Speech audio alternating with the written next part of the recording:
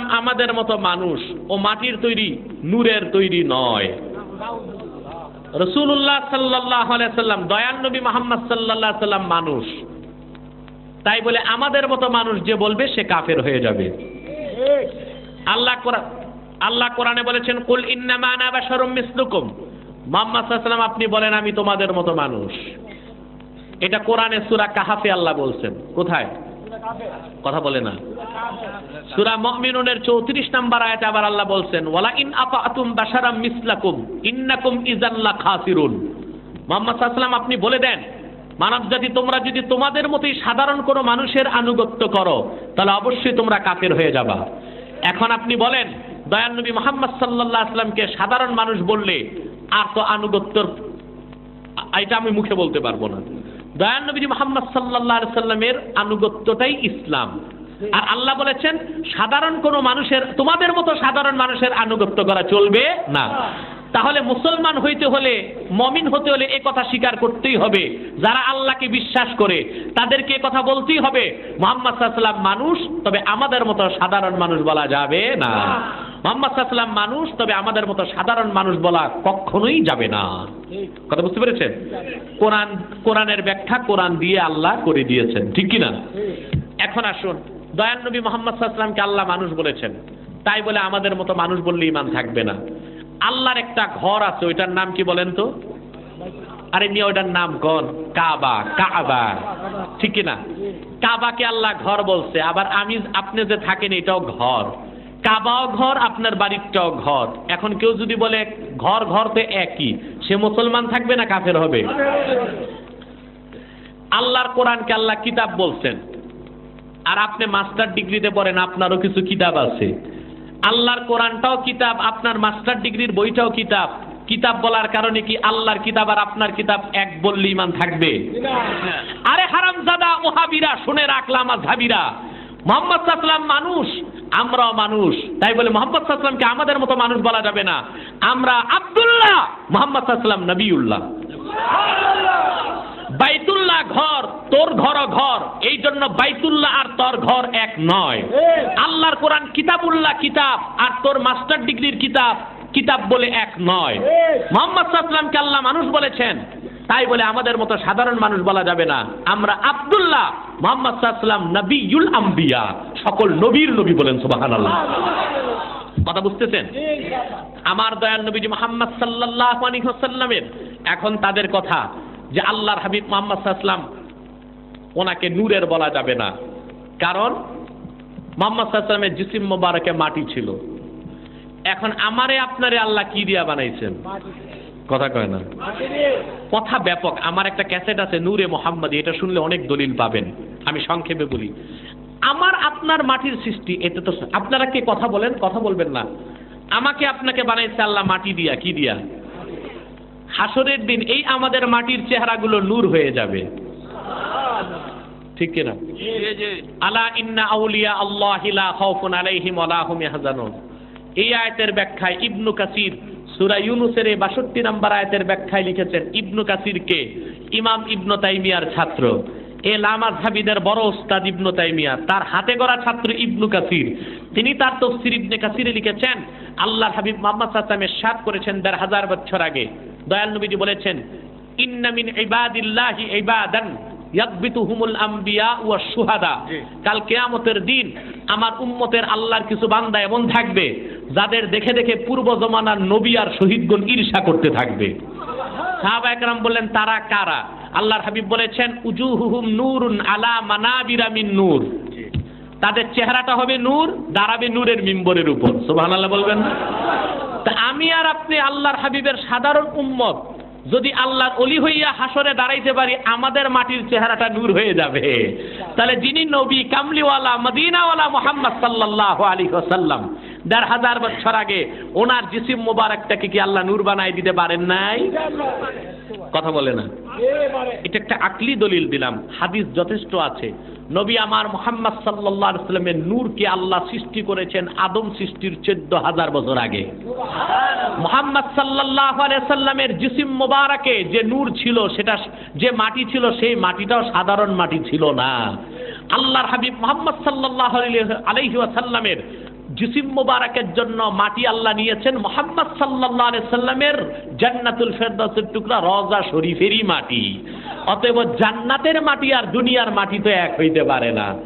আবার দয়াল নবী মুহাম্মদ সাল্লাল্লাহু আলাইহি ওয়াসাল্লামের জান্নাতুল ফেরদাউসের টুকরা রওজা শরীফের মাটিটাকেও আল্লাহ নূর বানায় দিয়েছে। বিশ্বনবী মুহাম্মদ সাল্লাল্লাহু আলাইহি সাল্লামের রূহ পুরাটাই ছিল নূর, এবং বিশ্বনবী মুহাম্মদ সাল্লাল্লাহু আলাইহি ওয়াসাল্লামের নবী মুহাম্মদ সাল্লাল্লাহু আলাইহি ওয়াসাল্লামের পুরা রূহটাই ছিল নূর, এবং মাথার তালু থেকে পায়ের তালু পর্যন্ত পুরা জিসিমটাই ছিল নূরের তৈরি।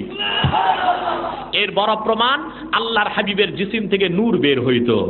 আমাদের দেহ থেকে কি নূর বের হয়? আমাদের দাঁত থেকে নূর বের হয়? শামাইল তিরমিজি হাদিস নাম্বার 14, সাহাবী বলেছেন ইযা তাকাল্লামা রুইয়া কান নূর ইয়াখরুজু মিন বাইনি সানায়া। মুহাম্মদ সাল্লাল্লাহু আলাইহি ওয়াসাল্লাম যখন কথা বলতেন বেহেশতি হাসি হাসতেন, যখন বেহেশতি হাসি হাসতেন তো দয়াল নবীর দুই দাঁতের মাঝখান দিয়ে নূর বের হয়ে যেত।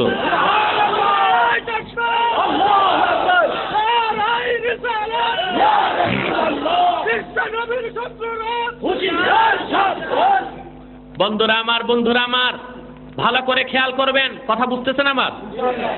তাহলে কি বোঝা গেল?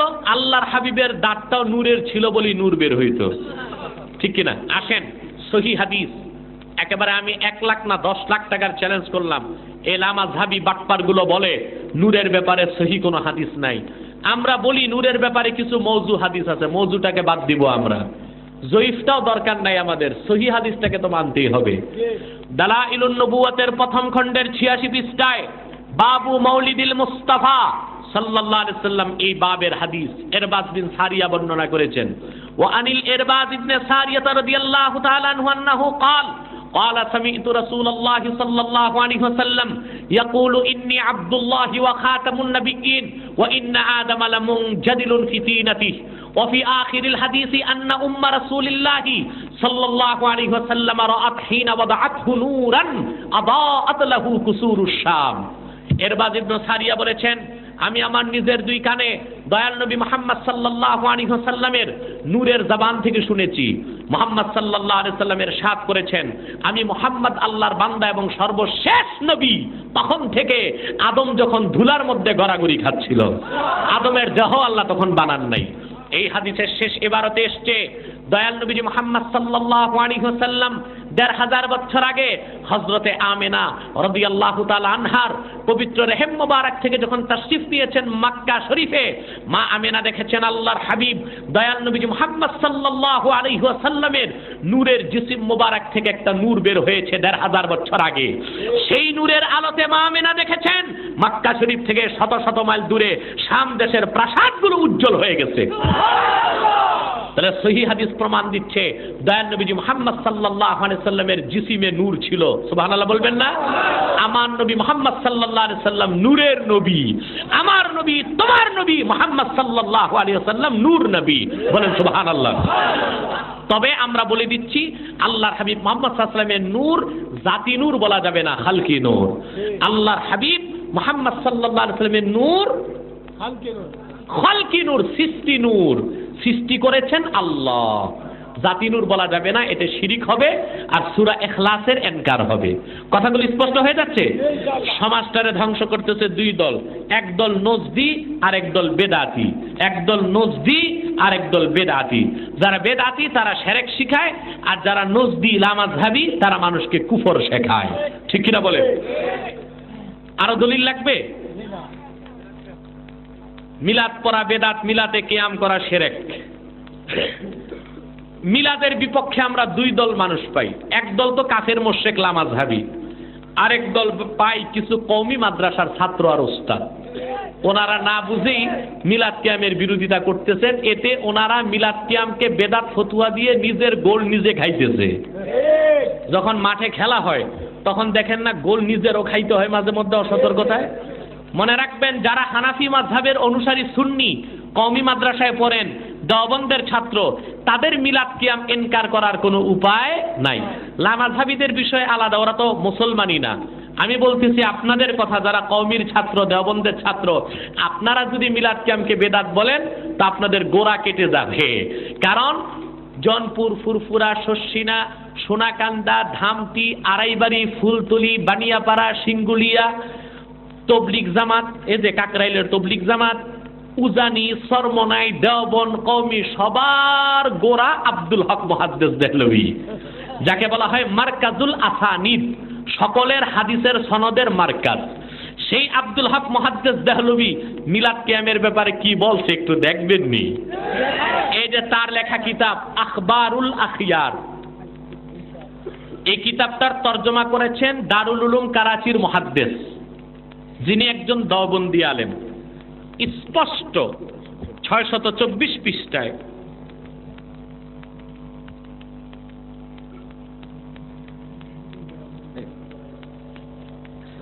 624 পৃষ্ঠায় তিনি কি বলছে দেখেন। মুনাজাত বাদারগাহে কাজিল হাজাত, আল্লাহর কাছে মুনাজাতে উনি কিতাব লেখছেন তো, তারপর মুনাজাতে বলতেছেন, আয় আল্লাহ, मेरा कोई अमल ऐसा नहीं है जिसे आपके दरबार में पेश करने के लायक समझो। আল্লাহ, আমার এমন কোন আমল নাই যেটা আপনার দরবারে উপস্থিত করার যোগ্য আমি মনে করি। মেরে তামাম, স্লোগান না একা একই নিয়ে আসেন, স্লোগান বন্ধ করেন, স্লোগান বন্ধ করেন।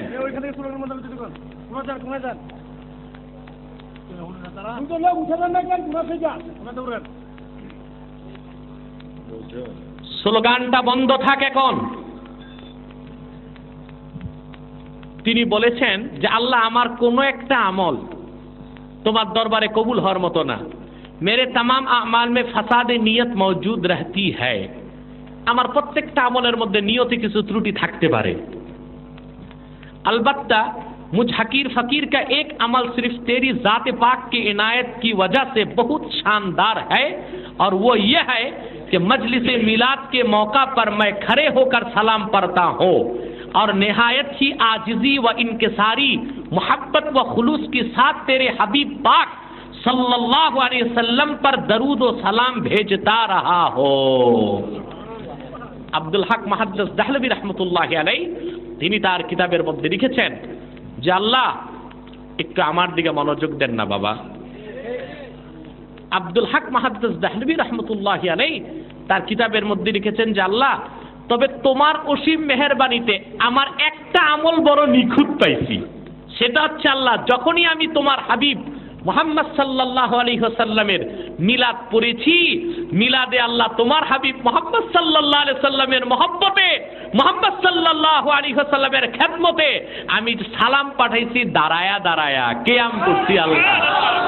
এই আমলটা আমার পুরা খালেস নিয়ত ছিল, নিখুঁত ছিল, বলেন সুবহানাল্লাহ। তাহলে কি বোঝা যায়? আব্দুল হক মুহাদ্দিস দেহলভী রহমতুল্লাহি আলাইহি তিনি মিলাদও পড়ছেন, কিয়ামও করছেন, আর এই মিলাদ কিয়ামটাকে তার নাজাতের জারিয়া মনে করছেন, ঠিক কিনা বলেন? তারপর আবার নিচে লিখছেন, আয় আল্লাহ, वो कौन सा मकाम है जहां मिलाद मुबारक से ज्यादा तेरी खैर व बरकत का नुजुल होता है। আয় আল্লাহ, এমন কোন আমল আর এমন কোন জায়গা তো নাই আল্লাহ, এমন কোন অবস্থান তো নাই আল্লাহ যেখানে মিলাদ পড়ার চেয়ে বেশি বরকত নাজিল হইতে পারে। তিনি বলতেছেন যে আল্লাহ, কোন এমন আমল নাই সবচেয়ে বেশি বরকত নাজিল হয় মিলাদ পড়লে। সুবহানাল্লাহ বলবেন না? इसलिए ऐ अरहमुर राहिमीन, मुझे पक्का यकीन है कि मेरा ये अमल कभी बेकार न जाएगा, बल्कि यकीनन तेरी बारगाह में कबूल होगा, और जो कोई दरूद और सलाम पढ़े और उसके जरिया दुआ करे वो कभी मुस्तरद नहीं हो सकती है। जय अल्लाह, এই জন্য আমার কোনো আমলের দোহাই দেই না, জীবনে যত মিলাদ কিয়াম করছি এটা তুমি কবুল করে নাও আর আমারে মাফ করে দাও, কারণ যে কোনো আমল নষ্ট হইতে পারে, মিলাদ কিয়ামটা আল্লাহ নষ্ট হওয়ার মতো আমল না।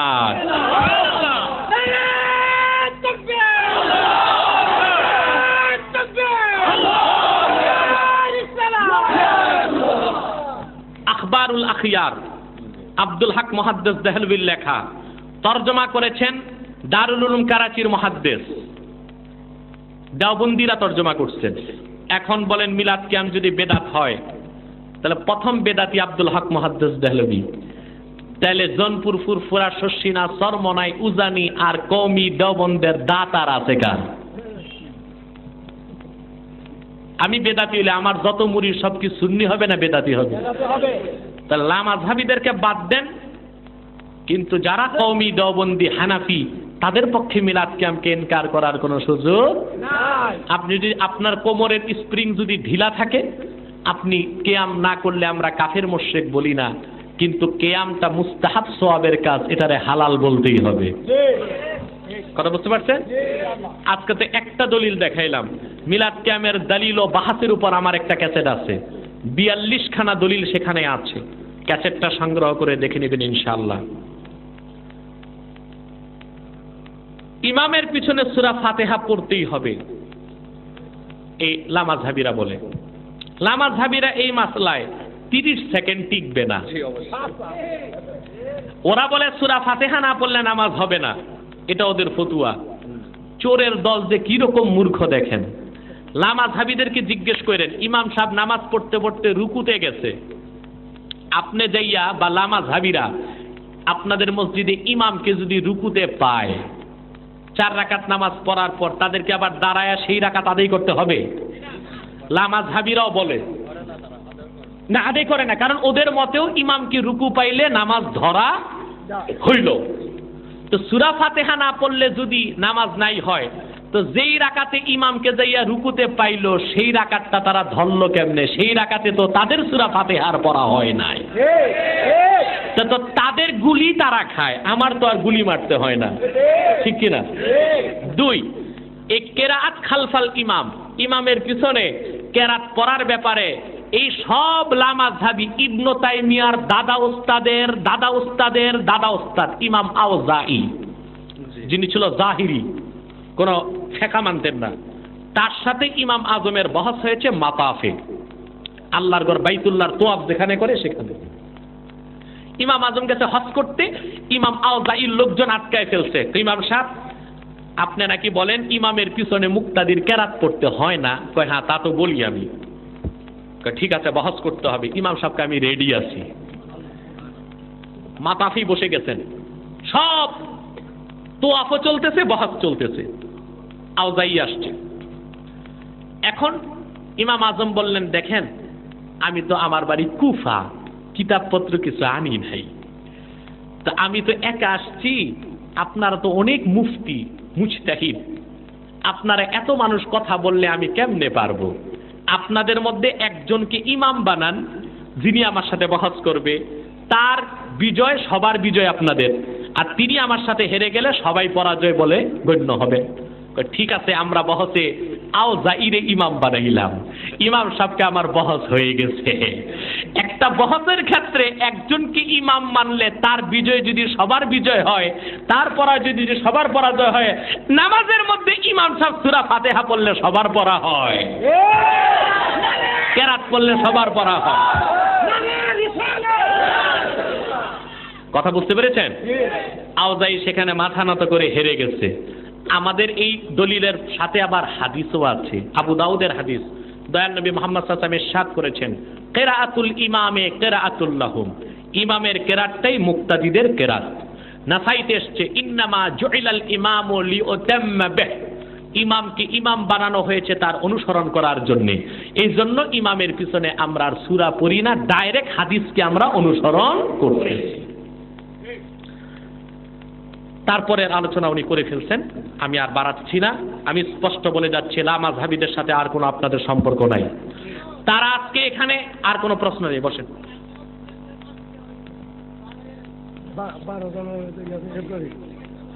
করিকান্দি 13 সালে না, ফেব্রুয়ারির 12। হ্যাঁ, আসবো ইনশাল্লাহ। করিকান্দি মাহফিলে 12 ফেব্রুয়ারি আমি আসবো ইনশাল্লাহ। আল্লাহ যে তৌফিক দেয় আপনারা যাওয়ার চেষ্টা করবেন, পারবেন না ইনশাল্লাহ? আর মার্চ মাসের 6 তারিখ আমি গৌরীপুর বাজারে আসতেছি, দলে বলে যাবেন ইনশাল্লাহ, পারবেন না? আর মার্চের 14 সাবিট দিয়ে আসবো ইনশাল্লাহ। ওটা 12 সালে না 13 সালে? বন্ধুরা, এখন আমি চলে যাব, আমার মাহফিলটা ধরতেই হবে কুমিল্লা। আমি এখনই চলে যাচ্ছি, আমি মুনাজাত করব না, আপনারা উঠাউঠি করবেন। বিশিষ্ট আলেমে দ্বীন মাওলানা মুফতি হাফেজ নেসারউদ্দিন সাহাব চলে এসেছেন আলহামদুলিল্লাহ। উনি ইনশাআল্লাহ বয়ান করবেন, উনি মুনাজাত করবেন। কারণ মুনাজাত করলেই অনেকে ভাববেন ওয়াজও শুনলাম মুনাজাতও শুনলাম, বাড়ি যাই, বিশৃঙ্খলা হবে, আপনার একটা লোক উঠাউঠি করবেন না, পারবেন না ইনশাআল্লাহ। আবারও আমি স্পষ্ট আওয়াজে বলে যাচ্ছি, লা মাযহাবিরা বাতিল, বেঈমান, মুশরিক, তাদের বিরুদ্ধে বহস করার জন্য এনায়েতুল্লাহ আব্বাসী 24 ঘন্টা প্রস্তুত আছে ইনশাআল্লাহ।